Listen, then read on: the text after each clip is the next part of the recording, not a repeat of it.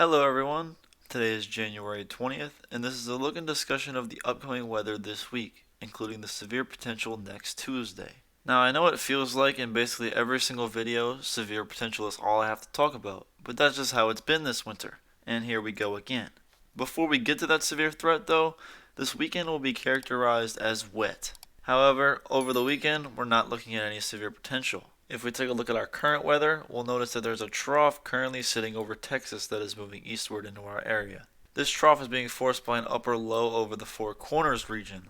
Now, as this system slowly moves eastward, it will be bringing rain to the area, and it's already started over Texas. This will set up the first weather event of this week. As we get into the central Gulf of Mexico, you can notice a stalled frontal boundary. That is what came through here Thursday. It has since been stalled in the Gulf. Off to the west, a developing surface low off the Texas coast is going to start moving northeastward. This will begin to bring this front back northward, although the low will track over our area, leading the front to never really cross our area. This will lead to a cold rain, which is why we don't have any chance of severe weather during this. However, that won't stop the high rain chances and amounts that we may have. Expect amounts of up to 1 to 2 to maybe even 3 inches in some localized spots. For some more detailed forecasts, let's get into the explicit forecast. Once again, we're here with New Sarpy. If we take a look at the next 48 hours, temperatures don't really budge at all, basically. For something in weather, it's actually pretty incredible to see this steady of a state. With all the clouds and rain in the area, it's impossible for the sunlight to penetrate through and warm the ground, and it's also hard for colder air in the upper levels to get to the ground without the clouds. Taking a look at our winds, you can notice that they're from the northeast the entire time, signaling that we are behind the front. Now, there might be a brief period on the south shore where at midnight on Sunday, we might get into the warm sector for about 2 hours. Even if this happens, do not expect any severe weather. After those 2 hours, potentially, winds will flip back to the northwest, bringing in colder and drier air again. This will also dwindle our rain chances down by then. In general though, rain chances will be high throughout this entire period, starting tonight and going all the way into midday Sunday and even to sunset. During this period, thunderstorms will also be possible during the entire time on Saturday. Now the only thing in this situation that cannot be ruled out is large hail. There's no chance of wind damage or tornadoes from these storms. However, it wouldn't shock me to see 1 or 2 instances of small hail. Either way, expect a gloomy and rainy weekend with rain chances up near 80%.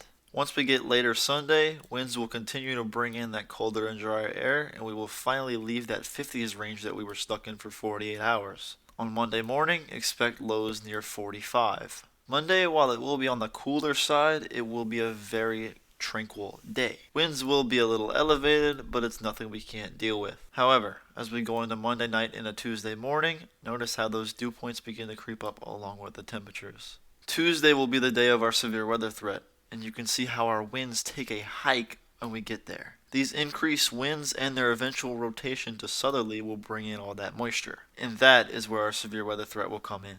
By Tuesday morning, before the warm front even crosses our area, you'll notice that rain chances become likely with thunderstorms possible. Like I've mentioned, Tuesday is the day that we might see severe weather, and I'll explain why once we get into the models. But one thing that I can show you is these winds. These winds will be incredibly strong. You can see sustained winds about 25 to 30 miles an hour. Gusts will be up to 40, maybe even up to 50 miles an hour once we get closer to the event, and we'll see how that goes. But those strong winds will encourage all that moisture into the atmosphere and will also create high shear values across the area. However, this threat won't last too long, as by the time we get before midnight on Wednesday, temperatures fall again with another cold front.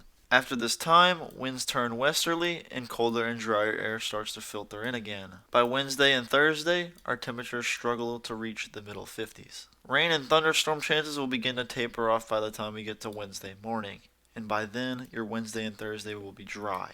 With a lot to cover in the models, let's get into them. First, we will start with a quick overview of this weekend's rain event. Looking at the HRRR on Saturday afternoon, we can pinpoint a surface low that is just off Galveston. This low is dragging a front behind it, along with a warm front ahead of it, and this will be what we're watching. As we go forward into Sunday, we notice that the surface low ends up very close to the coast, and it might even cross the coast at some point. The center of this low is expected to cross somewhere over coastal southeastern Louisiana. Now, like I mentioned in the forecast, you might get into the warm sector for a little bit, but it's not really going to matter. With the low crossing to our south, all of our energy will be stuck into the Gulf, at the surface at least. This will be the main reason that we don't see severe weather, at least in the form of wind or tornadoes. Like I said, hail is still possible. If we go to simulated radar, look over the course of today and tonight as rain starts to overspread the area. As we continue into Saturday morning and into noontime, we see this rain start to get widespread with some thunderstorms mixed in. Now there will likely be some breaks here and there, but don't expect too many of these. As we go to midnight Sunday, rain still overspreads our area, although it's quieting down by the time we get to sunrise. Once we get past sunrise on Sunday, most of the rain will be over. However, can't rule out a slight shower after that point. With all that said, your weekend doesn't look too great, although I think we'll salvage a bit of Sunday as a great day. Now between Sunday and Tuesday, we hit a transition in between both systems. However, as we edge into Tuesday, notice how temperatures begin to warm quickly and that surface flow starts to come out of the south again. This is the GFS on Tuesday, and many models agree that this is a scenario that is likely to occur. Once the warm front crosses at sometime around midday, the environment will be prime for storms. And not just any type of storms, but supercells. When we look at the storm system causing it, it's pretty clear to see where that is. A massive trough out to the west starts to move into our area and strengthens well over our area. This trough will be carrying our severe risk. Now when we look at severe events, typically the shear is what causes us to have limiting problems. However, in this situation, our mid-level winds are actually doing very well. In the last events, we saw wind speeds of about 45 knots at this level, or 50 miles an hour. In this situation, we have wind speeds of up to 75 knots, or 85 miles an hour at this level. These speeds are significantly better than what we saw on any other event. But the most impressive part of this event is the low-level jet, or the low-level wind speeds. Take a look at these values. You have upwards of 60 to 70 knots in this area of low-level jet winds. That corresponds to 70 to 80 mile an hour winds just off the surface. Due to the low-level winds being so fast, that's the reason why we have such fast surface wind speeds in the first place. Even outside of any storm, winds could get really gusty. We could see gusts of up to 50 to 55 miles an hour during this time frame. Not to mention, significant turning with height, as our surface winds are out of the south-southeast. With that, our mid-level winds are out of the southwest. This creates that speed shear and that turning in the atmosphere needed for supercells. Now, I've already shown temperatures, but this is our dew points. While the highest moisture content will stay offshore, middle 60s to upper 60s dew points will definitely do good for your numbers. We could do better with the 70-degree dew points, but even if we don't, there's still high potential with this. Now, at first glance at our energy or our CAPE values in the atmosphere, you might think that they're not really good. However, one thing I do want you to recognize is that this is a global model.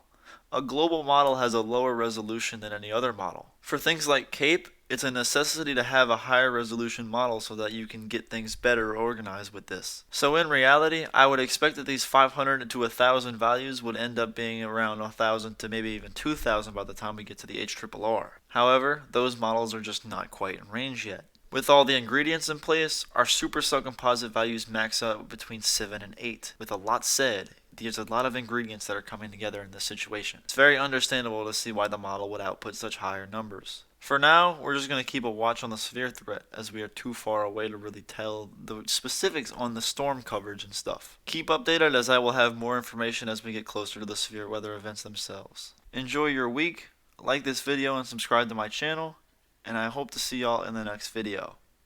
Thanks for watching.